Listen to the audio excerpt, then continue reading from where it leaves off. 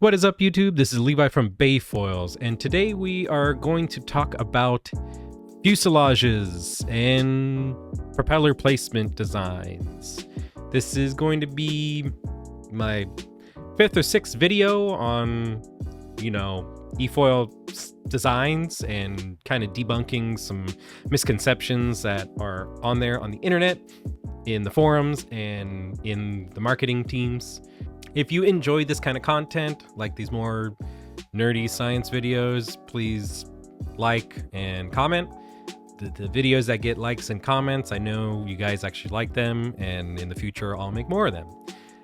One last sales announcement. We're pretty much selling out all of the pre-orders that are available for the Fliteboard Air. That being said, if you want one for the beginning of summer, you need to act now. If you do not make a pre-order now, you probably will not get one from this first batch. They're expected May. The next batch, I don't know when they're gonna come, but it can be June, July, it can be September, it could be October. I have no idea. But if you want a Fliteboard Air for this summer, you need to make a pre-order now. Email us, info@bayfoils. And that being said, let's get into the video. This video, we're going to be talking about propellers and mast designs, fuselage designs, the placement of the propeller. We're not going to talk about like propellers and jets and that kind of stuff. I already kind of made a video on that.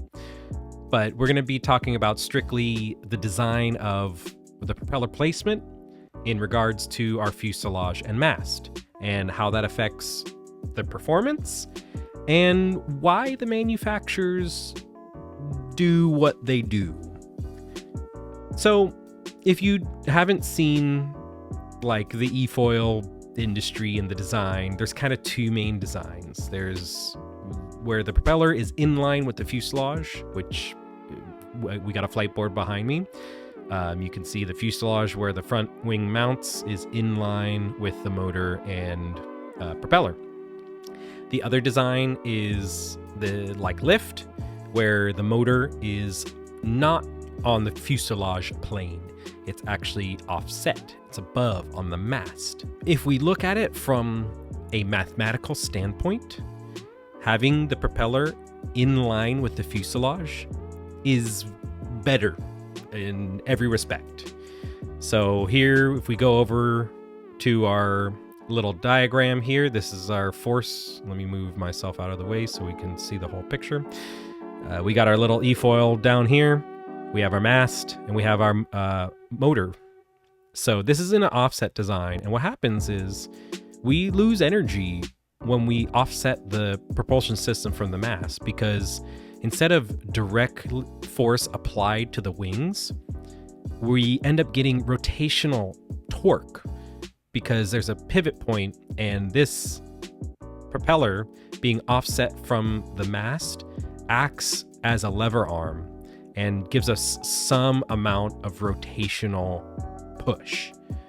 Now, in practice, it's pretty minimal when you're riding on an e-foil, but it still causes the motor to work extra to get the same amount of forward direction compared to an inline fuselage design. So from the math, putting it in line is objectively better.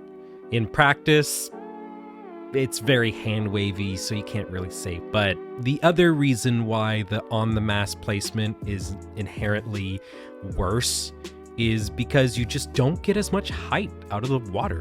Disregarding the math behind it, not riding high on the foil is inherently worse. It really diminishes the angle you can put on the board to really bank your turns, and it also increases the amount of drag you have when you're flying around.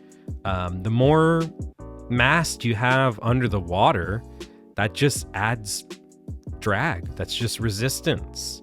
Versus if you have only like a couple centimeters out in the underwater, that's much smoother, much less drag going on.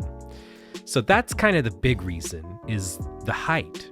I've never really seen anyone carving super crazy angles like you do on the flight boards on a get foil or a lift foil.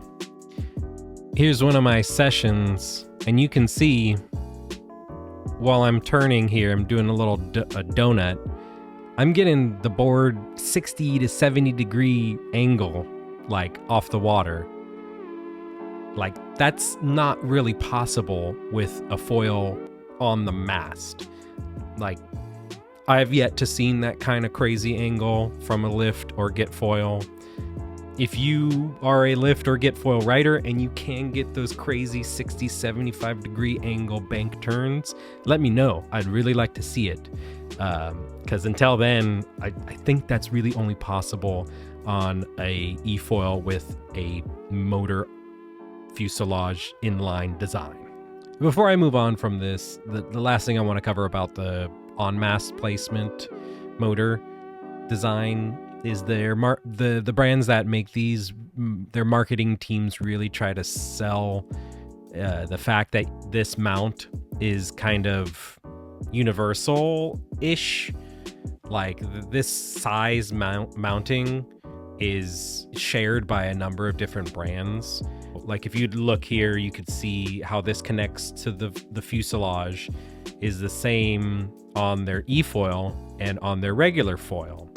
And so there are adapters that you can get that allow you to take that fuselage and put different brand wings on it. So like, you can use the lift fuselage with like an Axis wing or Armstrong wing or a Gong wing or Takuma wing. Like, there is some universality design to manual foils, sorta. With this kind of design, you're able to use those parts on your e-foil. And so the lift does a really good job of marketing that and like really selling that as like a feature.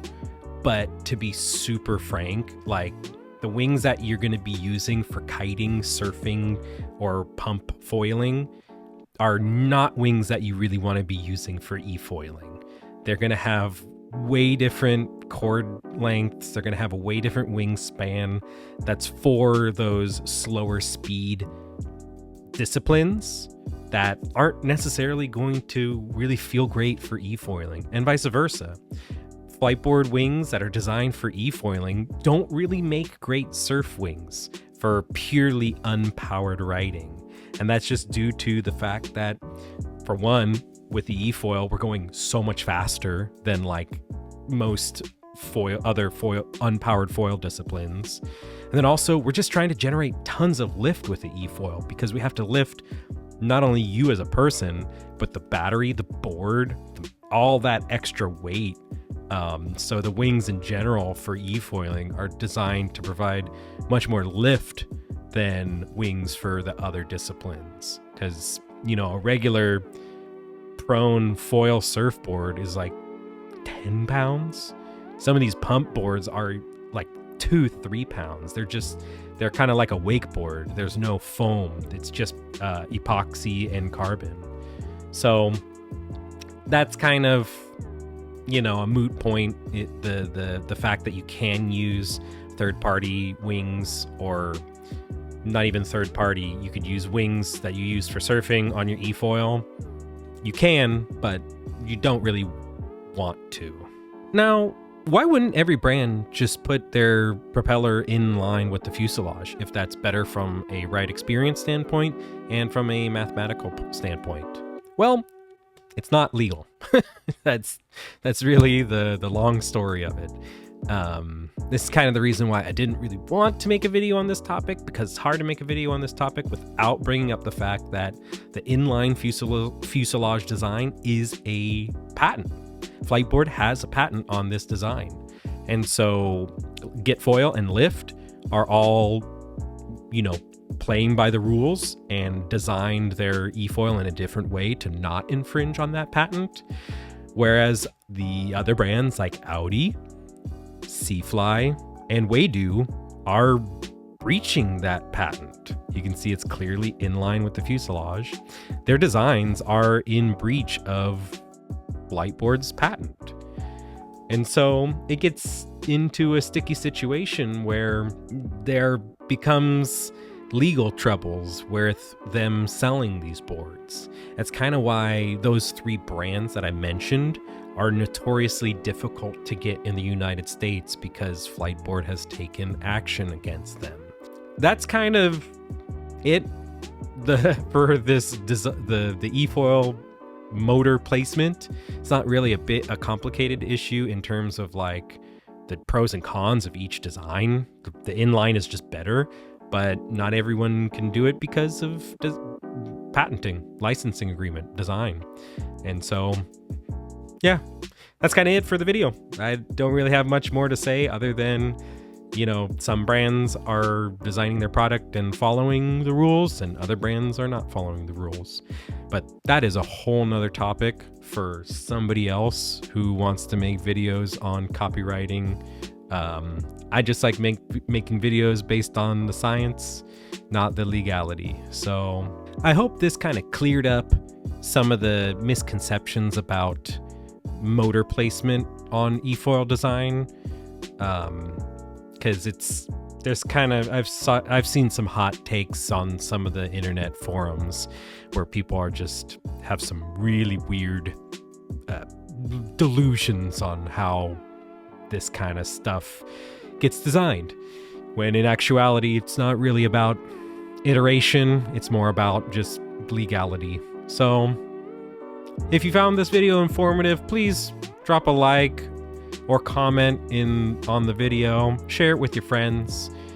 You know, I hope I don't get demonetized and in trouble from any of these eFoil's legal departments, because this is a sensitive topic. But anyways, we'll see you in the next video.